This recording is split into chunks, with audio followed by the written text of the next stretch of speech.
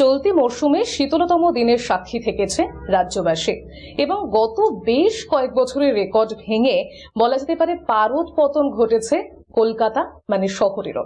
এবার এই যে শীতের দাপট তা কিন্তু আরামের বদলে খানিকটা বা অনেকটাই বলা যেতে পারে অস্বস্তির কারণ হয়ে দাঁড়াচ্ছে রাজ্যবাসীর কাছে। কারণ এই জায়গাতেই স্বাস্থ্য উদ্বেগ বাড়ছে সাধারণ মানুষের। এই সময়টা, এই যে পারদ পতন, এই সময়টাতে কোন কোন সমস্যা জাঁকিয়ে বসতে পারে, কোন ভুলগুলোই বা এই সমস্যাগুলোকে বাড়িয়ে তুলতে পারে, কোন জায়গাতে আপনি সতর্ক হবেন, সেই দিকেই আজকে নজর রাখবো, জানবো এই ব্যাপারে আরো বিস্তারিত। আমাদের সঙ্গে এই মুহূর্তে উপস্থিত রয়েছেন বিশিষ্ট মেডিসিন বিশেষজ্ঞ ডক্টর ধ্রুব ভট্টাচার্য। এস নিউজের পর্দায় স্বাগত স্যার আপনাকে। কনকনে ঠান্ডা বা জাঁকিয়ে একটা ঠান্ডা কলকাতা শহর এবছর বা গোটা রাজ্য উপভোগ করছে বলা যেতে পারে, কিন্তু এই মরশুমটাতে কোন কোন ধরনের সমস্যা একটু জাঁকিয়ে বসে পাল্টা শীতের ওপরে গিয়ে, কি দেখতে পাচ্ছেন বর্তমানে মরশুম বদলের এই সময়টাতে?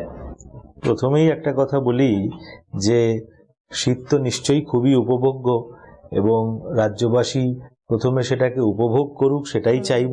তার সঙ্গে সতর্কতা অবলম্বন হেতু কয়েকটা জিনিস মাথায় রাখতে হবে, বিশেষত যারা বয়োজ্যেষ্ঠ আমাদের senior citizens, those who are aged above 60, তাদের যে ক্রনিক মেডিকেল ইলনেসগুলো আছে কমনলি, যেমন ধরুন ব্লাড প্রেশার, সুগার, কারো হার্টের সমস্যা, কারো সিওপিডি, অ্যাজমা, এই ধরনের পেশেন্টদের ক্ষেত্রে সতর্কতা খুবই জরুরি। কারণ এই সময় অ্যাভারেজ যত পেশেন্ট চেম্বারে বা হাসপাতালে দেখছি তাদের কিন্তু ব্লাড প্রেশারটা বেড়ে গেছে এবং সেক্ষেত্রে অনেক সময় ক্রনিক ডিজিজে যারা ভুগছেন তারা কিন্তু কোনো সিমটম ফিল করতে পারেন না। এবং এই সময় আমাদের অবজারভেশন, আমার মতো অনেকেই যারা মেডিসিন প্র্যাকটিস করছেন এবং ক্রিটিক্যাল কেয়ার প্র্যাকটিস করছেন, তারা কিন্তু নিউমোনিয়া, স্ট্রোক, হার্ট ডিজিজ এইগুলো খুব বেশি মাত্রায় ফেস করছেন over a span of last 3 weeks. এবং হাসপাতালেও এই ধরনের ক্রিটিক্যালি আনওয়েল রোগীর বাড়ছে। সেই জন্যে যাদেরই এই ধরনের অসুস্থতা রয়েছে বা যারা ধরুন ডায়েট কন্ট্রোলে রয়েছে, তাদের ক্ষেত্রে কিন্তু ভীষণভাবে এই চেক আপগুলো বাড়িতে রাখা সম্ভব। এখন প্রত্যেকের বাড়িতেই ডিজিটাল মনিটর রয়েছে। আমি সকলকেই অনুরোধ করব তারা যেন তাদের ব্লাড প্রেশারটা এই সময় অন্তত 2 দিনে একবার মাপেন। যাদের ব্লাড সুগার রয়েছে তারা যেন একটু পিরিয়ডিক্যালি চেক করেন, কারণ এখন এই সময়টা মানুষের খাওয়া দাওয়ার প্যাটার্নটাও কিন্তু পরিবর্তন। একদম।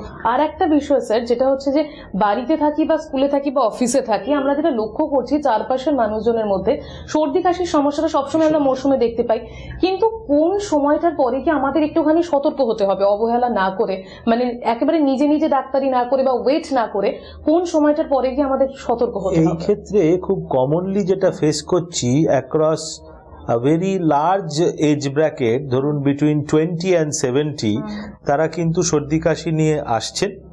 তখন কিন্তু অলরেডি 4 দিন পেরিয়ে গেছে।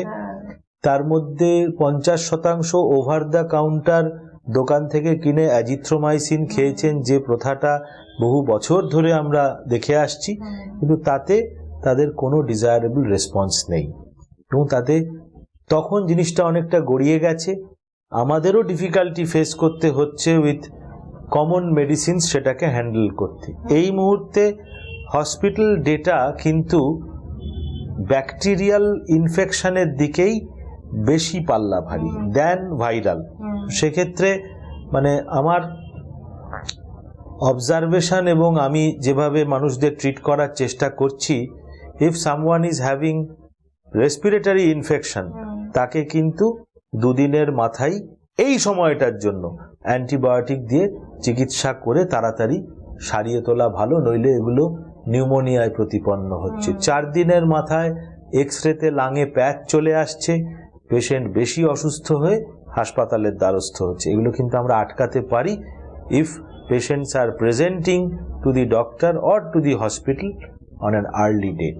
আচ্ছা, এই জায়গায় দাঁড়িয়ে কোন বয়সের মানুষের মধ্যে আপনি বেশি দেখতে পাচ্ছেন সমস্যাগুলো? সব 50 প্লাস, মোর সো ইন 60, আর আরো বেশি those who were smokers, those who are smokers, তাদের মধ্যে এগুলো বেশি দেখা যায়। আজকে আমরা 5G'র যুগে চলে এসেছি, কিন্তু মানুষ কিন্তু এখনো ভ্যাকসিন নিতে দ্বিধা বিভক্ত। আমাদের কিন্তু এখন ইনফ্লুয়েঞ্জা, নিউমোনিয়ার খুব ভালো ভ্যাকসিনস আর অ্যাভেলেবল, এবং সেগুলি আমি তো রেগুলার বেসিসে আমার সব পেশেন্ট যারা 40+ তাদের রেকমেন্ড করছি যে আপনারা ভ্যাকসিন নিন, প্রোটেক্টেড থাকুন। অনেকেই আমাকে এই প্রশ্ন করেন, ডাক্তারবাবু আমার তো কোনো লাঙের ব্যাধি নেই, আপনি আমাকে কেন ভ্যাকসিন দিতে চাইছেন? আমি তাকে ভ্যাকসিন দিয়ে প্রোটেক্ট করতে চাইছি যাতে সে ভবিষ্যতে কোনো বিপদে না পড়ে। আর ভ্যাকসিন একটা শিশুকে কেন দেওয়া হয়? তার শরীরে অসুখ আছে বলে নয়, তাকে অসুখ থেকে প্রতিরোধ করার জন্য। এই ভ্যাকসিনও অ্যাডাল্টদের ক্ষেত্রেই একই কাজ করে। তো সেই জন্য কমিউনিটির সকলের দায়িত্ব, প্রতিটা মানুষের দায়িত্ব, যে ভ্যাকসিন নিয়েছে সে পাশের বাড়ির লোককে বলবে তুমিও ভ্যাকসিন নাও। এটা শুধু ডাক্তার বা মেডিকেল ফ্র্যাটার্নিটির কাজ হিসাবে কেন্দ্রীভূত হয়ে থাকলে হবে না। একদমই তাই। আপনি নিউমোনিয়া, হার্ট ডিজিজের কথা বলছিলেন।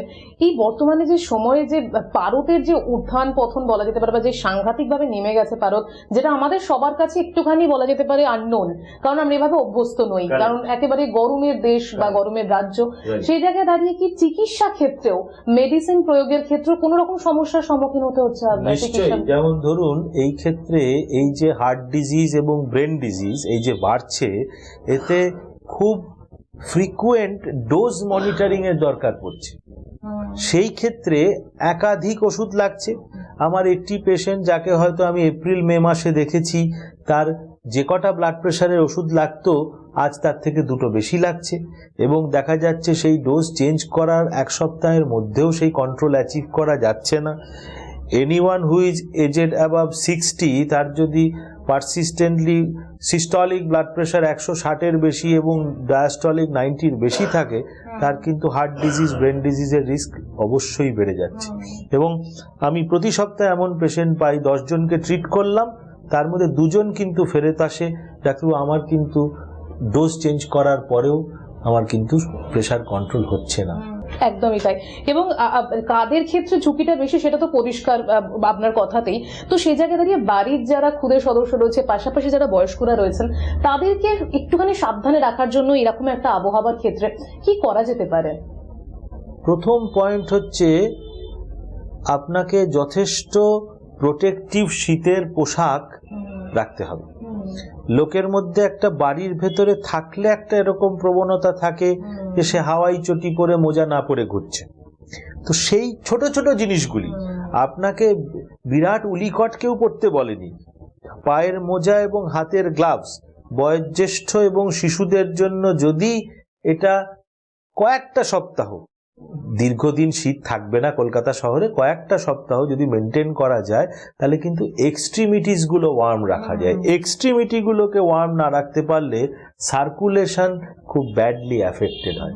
বিপি বাড়া, বিপি কমা, এগুলো এক্সট্রিমিটি সার্কুলেশনটার উপরে ভীষণভাবে নির্ভরশীল। ওয়ার্ম লিকুইডস, একটু হালকা গরম দুধ বাড়িতে, একটু নিউট্রিশাস স্যুপ, ভেজিটেবলস, একটু protein will be very helpful for keeping the immune system charged. একদম। আর এই শীতের সময়টা সে যেমনই মানে আমাদের তাপমাত্রা থাকুক না কেন, সবারই কিন্তু একটা স্নানের প্রতি একটা কোথাও কি অনীহা কাজ করে। কিন্তু স্নানটা কতটা গুরুত্বপূর্ণ, আদৌ গুরুত্বপূর্ণ কিনা সেটা আপনার কাছ থেকে জানবো। স্নানের গুরুত্ব অপরিসীম।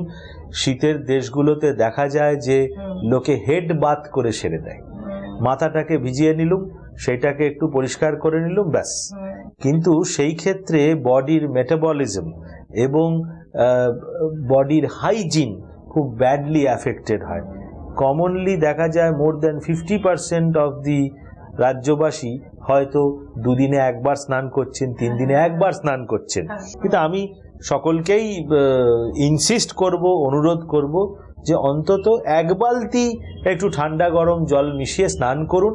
হাইজিনটাকে একটু টপ আপ রাখুন, কারণ স্কিন ডিজিজ এই সময় ভীষণভাবে মাথাচাড়া দেয় এবং সেগুলিকে খুব ট্রিট করা ডার্মাটোলজিস্টের পক্ষে, মেডিসিনের ডাক্তারের পক্ষে ডিফিকাল্ট হয়ে পড়ে যদি প্রাইমারি হাইজিনটা কম্প্রোমাইজ থাকে।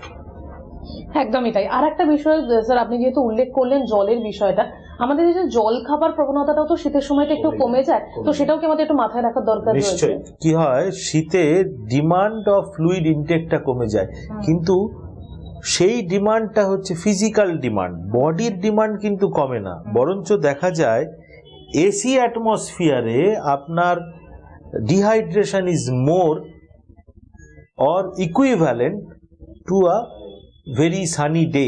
কারণ আমাদের রিকোয়ারমেন্ট কমছে, কিন্তু আমাদের জলের চাহিদা শরীরে তা কিন্তু কমছে না, সেটা কিন্তু অনেক পরে গিয়ে আমরা টের পাই।